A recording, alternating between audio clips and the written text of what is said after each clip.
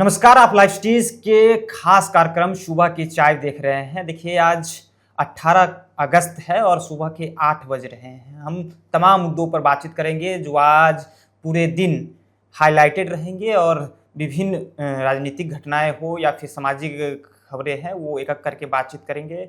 आज हम ये भी बात करेंगे कि तेजस्वी यादव की राजभवन मार्च को लेकर के आज शाम से ही जो कार्यकर्ता हैं, जो नेता हैं, वो पटना पहुंचने लगेंगे। हम ये भी आज जानने का कोशिश करेंगे कि टीआरई 4 को लेकर के और छात्रों को कितना लंबा इंतजार करना होगा। हम आज ये भी जानने के प्रयास करेंगे कि बीजेपी को बांकीपुर में करारी हार मिली है, इसको लेकर के बीजेपी का अगला कदम क्या होगा।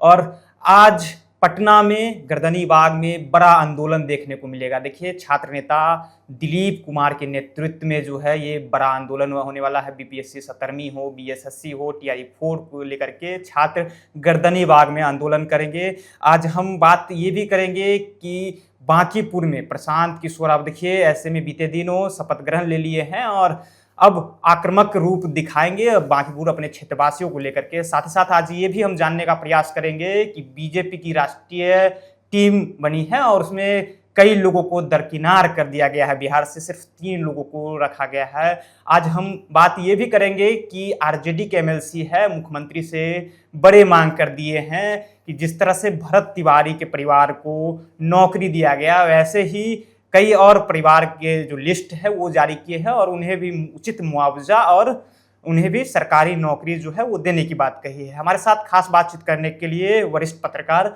रवि उपाध्याय सर हैं। सबसे पहले सर, आपका स्वागत है। सर, आज हम बात करेंगे कि तेजस्वी यादव को जिस तरह से रैली होने वाली है उसको लेकर के आज शाम से ही जो कार्यकर्ता है, वो नेता हैं, वो पटना आ रहे हैं। देखिए, सबसे बड़ी बात है ऋषि जी, एक बात समझिए कि तेजस्वी यादव जो नेता प्रतिपक्ष हैं और राष्ट्रीय जनता दल के राष्ट्रीय कार्यकारी अध्यक्ष हैं, एक बड़ी जिम्मेवारी उनके कांधे पर तो है ही है। लेकिन जिस तरीके से आप देख पा रहे हैं कि विधानसभा के चुनाव के जो परिणाम निकल करके आए, इस बार 25 सीट पर ही आरजेडी सिमट गई। सबसे बड़ी बात यह है।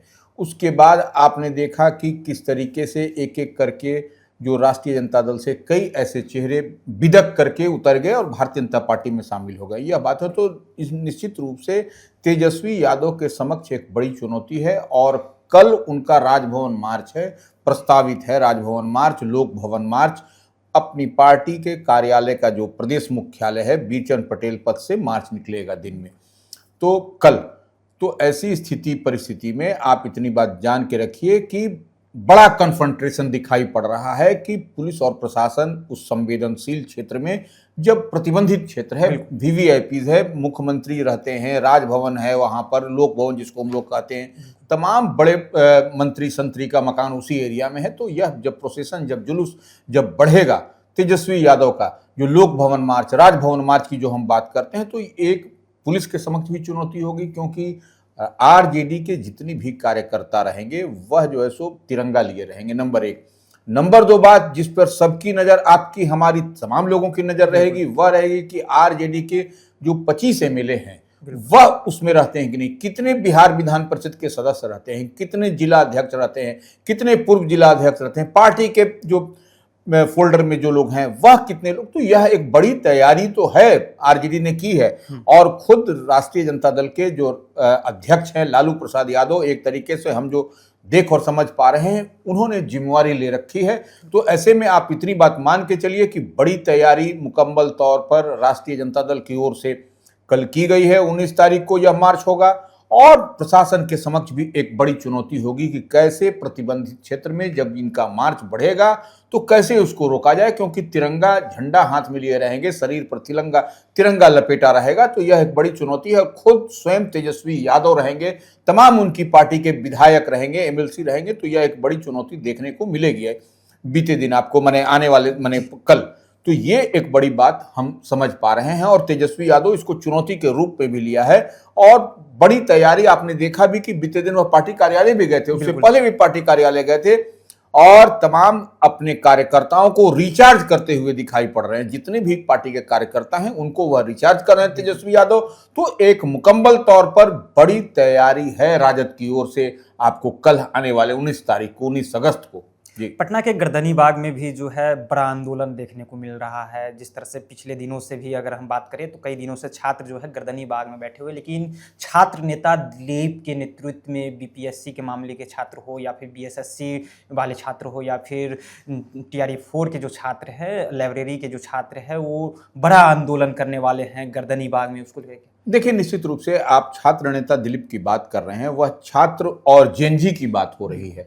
आप जेनजी को हर कोई अपने पाले में, हर कोई अपने फोल्ड में करने की कवायद में है। और देखिए, जेनजी ही एक ऐसा होता है, युवा ही एक ऐसा होता है कि जो कि परिवर्तन, सत्ता परिवर्तन हो, सब कुछ हो, उनके कांधे पर होती है। और वह इतिहास भी गवाह रहा है इसका। और देखिए, तेजस्वी यादव की भी जो कल रैली होगी वह भी जेनजी के मुद्दे पर है, क्योंकि AK-47 जिस तरीके से जो 22 जुलाई को चला था सिवान में, उसी को लेकर के वह करते हुए दिखाई पड़ रहे हैं। इतनी बात हम समझ पा रहे हैं। और देखिए, अब आपने बात की छात्र नेता दिलीप की, तो निश्चित रूप से जो धरना स्थल है, चिन्हित धरना स्थल है, वहीं पर आपको इजाजत भी मिलती है धरना देने के लिए जिला प्रशासन की ओर से। तो वह गर्दनी बाग में निश्चित रूप से आज छात्र नेता दिलीप जो है सो अभ्यर्थियों की मांग जो है, आपने कहा बीपीएससी की, बीएसएससी की, टीआरई 4 को लेकर के जो चल रहा है, तो यह देखिए, अब तो कई तरीके के आपने देखा कि बीते दिन पप्पू यादव, राजेश रंजन भी बैठे हुए थे वहां पर, उनके समर्थन में माने उत्साहवर्धन करते हुए दिखाई पड़े। तो अब देखिए, निश्चित रूप से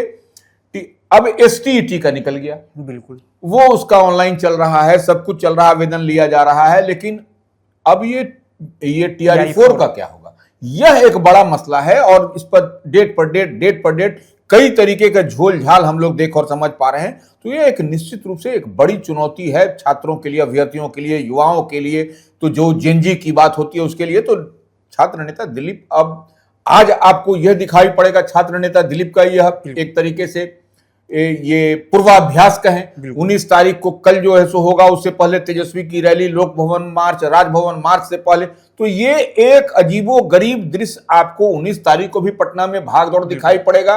और आज भी आपको पटना में इस तरीके से जो हलचल बढ़ी हुई रहेगी, यह कहीं ना कहीं कुछ न कुछ आपको दर्शाता हुआ दिखाई पड़ेगा। ये सर, आप जिस तरह से एस्टेट की बात की कि एस्टेट ला दिया गया, फॉर्म भराए जा रहे हैं टीआरई 4 को लेकर के, तो बच्चों का एक बड़ा सवाल है कि आखिरकार जो टीआरई 4 के अभ्यर्थी हैं, जो लंबे समय से इंतजार कर रहे हैं, उनका कहना है कि और कितना लंबे इंतजार हमको करना होगा, क्योंकि पिछले कई महीनों से जो छात्र टीआरई 4 की वैकेंसी को लेकर के लगातार मंत्री से मिलना हो, आयोग जाना हो या फिर सचिवालय जाना हो, चक्कर लगाते रह रहे हैं। तो उन छात्रों को क्या कहिएगा, कितना और इंतजार करना पड़ेगा? नहीं, देखिए, निश्चित रूप से टीआरई 4 एक गंभीर मसला बना हुआ है। और ये विशेष तौर पर ये युवा हैं, अब इनकी उम्र भी भागती हुई जा रही है। तो निश्चित रूप से इन लोगों के लिए चिंता का विषय है। जेनजी की बात हम करते हैं, युवाओं की बात करते हैं। अब टीआरई 4 को लेकर के जो मसला फंसा हुआ है, तो आप जब स्टेट का जब जारी कर रहे हैं, तो टीआरई 4 को क्यों नहीं जारी कर रहे हैं? ये तो बड़ा मसला है।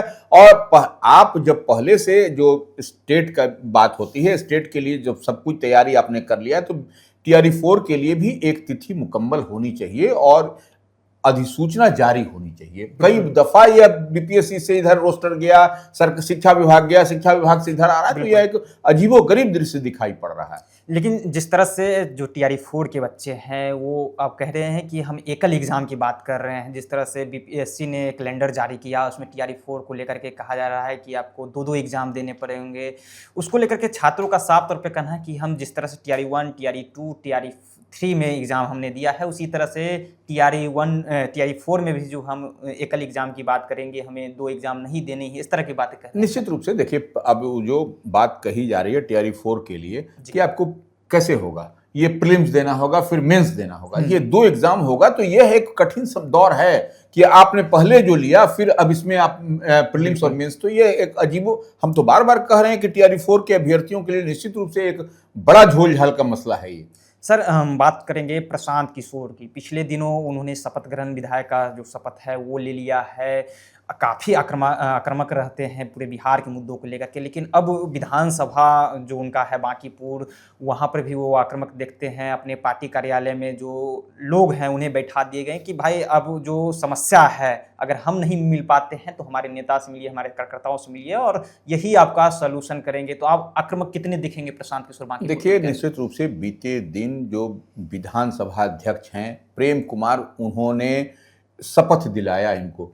पद एवं गोपनीयता की शपथ प्रशांत किशोर ने बीते दिन लिया है आपको विधानसभा में। तो अब देखिए इतनी बात मान के चलिए कि जो विधानसभा का स्ट्रेंथ था 243, तो 243 में से एक तो कम थे क्योंकि बांकीपुर में उपचुनाव के नतीजे आए, शपथ नहीं हुआ। तो अब देखिए प्रशांत किशोर जनसुराज के एकमात्र विधायक होंगे विधानसभा में। अब फुल स्ट्रेंथ हो गया है 243 का विधानसभा का। तो अब निश्चित रूप से बांकीपुर को एक मॉडल विधानसभा बनाने की कवायद में प्रशांत किशोर लगे हैं, तमाम तरह की कवायद करते हुए दिखाई पड़ रहे हैं। अपने वह कह रहे हैं कि हम रहेंगे अपने आश्रम में जो बिहटा के पास उन्होंने बनवाया है, जो उनका जो विधायक के तौर पर जो उनको आवंटित है उसमें उनके कार्यालय का दफ्तर होगा। लोग अपनी शिकायत जो बांकीपुर के लोग जाके कहेंगे, बताएंगे अपनी पीड़ा समस्या।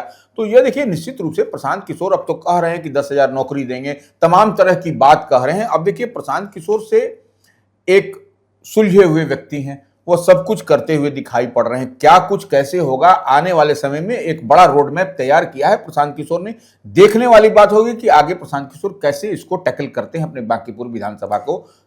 बांकीपुर को लेकर के एक ये भी खबर है कि बांकीपुर जो बीजेपी का गढ़ कहा जाता था, अब बीजेपी यह गढ़ हार चुकी है। तो बीजेपी का आगे का प्लान क्या रहेगा बांकीपुर? नहीं देखिए, बीजेपी निश्चित रूप से हारी है, लेकिन बीजेपी का आपने ठीक कहा कि बीजेपी का गढ़ है, सब कुछ ठीक है। लेकिन एक बात तो समझना पड़ेगा कि प्रशांत किशोर जैसे बेहतर जो रणनीतिकार हैं, बेहतर जो समझते हैं चुनाव के मसले मिसाइल को, वह इस क्षेत्र के अब विधायक हो गए हैं। तो निश्चित रूप से भारतीय जनता पार्टी के लिए यह बांकीपुर विधानसभा में काम करना, समझना, समेटना, यह एक बड़ी चुनौती आने वाले समय में आपको दिखाई पड़ेगी। बीजेपी के राष्ट्रीय की नई टीम गठन किया गया है। बीजेपी बिहार के कई नेता को उससे दरकिनार किए गए हैं, कई लोग ऐसे कह रहे थे। लेकिन क्या लग रहा है 3 ही लोगों को जो है राष्ट्रीय टीम में लिया गया है, इसको लेकर के आपको क्या? नहीं देखिए, निश्चित रूप से नितिन नवीन भारतीय जनता पार्टी के राष्ट्रीय अध्यक्ष बने हैं और ऐसे में जब राष्ट्रीय टीम की बात कर रहे हैं, राष्ट्रीय टीम के बारे में बता रहे हैं, राष्ट्रीय टीम के बारे में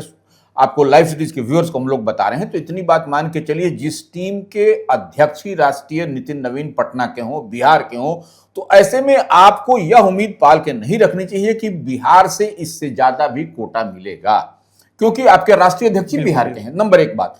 अब देखिए जो बात कही जा रही है कि बीजेपी की नई टीम में सिर्फ 3 लोगों को ही शामिल बिहार से किया गया है, तो यह देखिए अब राष्ट्रीय अध्यक्ष हैं तो पूरे देश के पर्सपेक्टिव पर देखिए, पूरे देश के आप उठा करके देखिए तो हर स्टेट से प्रतिनिधित्व मिलेगा। और देखिए उत्तर प्रदेश में अगले साल चुनाव होना है, तो उत्तर प्रदेश से देखिए इस बार निश्चित रूप से राष्ट्रीय टीम में अधिक लोगों को शामिल किया गया है।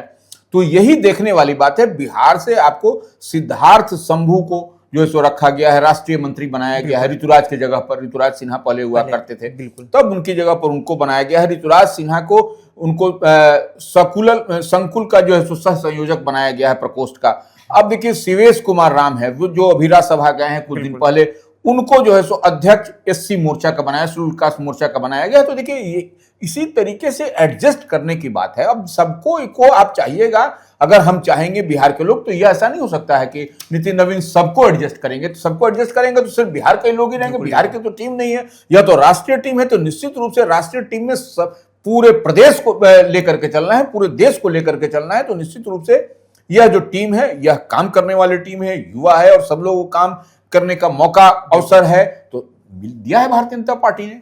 आरजेडी के एमएलसी हैं कारी शोएब, उन्होंने मुख्यमंत्री को लेटर बजाबते लिख दिया और कहा कि जब जिस तरह से भरत भूषण तिवारी की हत्या हुई, उनको दिया गया नौकरी, उनके परिवार के लोगों को, इसी तरह से कह रहे हैं कि और भी कई लिस्ट में कई लोगों का नाम उन्होंने जिक्र किया कि इन लोगों के परिवार को भी आर्थिक सहायता और इन्हें भी नौकरी देने की बात जो है वो उसमें किया गया है। देखिए निश्चित रूप से राष्ट्रीय जनता दल मुख्य विपक्षी पार्टी है, हम तो बार बार कह रहे हैं, और देखिए मुख्य विपक्षी पार्टी होने के नाते एक नैतिक जिम्मेवारी भी है। तो वह उसी मुद्दे को, वह उसी को लेकर के मुख्यमंत्री बिहार सम्राट चौधरी को कारी शोएब जो बिहार विधान परिषद के सदस्य हैं राष्ट्रीय जनता दल से, उन्होंने एक पत्र लिख करके दिया है, रिक्वेस्ट लेटर है मुख्यमंत्री के नाम की, जिस तरीके से बिलौटी गांव के भरत तिवारी के परिवार को या आश्रितों को आप नौकरी और ये तमाम तरह की जो सुविधा देने की बात कर रहे हैं। तो ऐसे 10 लोग और हैं जो राजद की, वो उनकी कारी शोएब की सूची जो जारी जो मुख्यमंत्री को दी गई है, तो उन लोगों के परिजनों को भी इसी तरीके से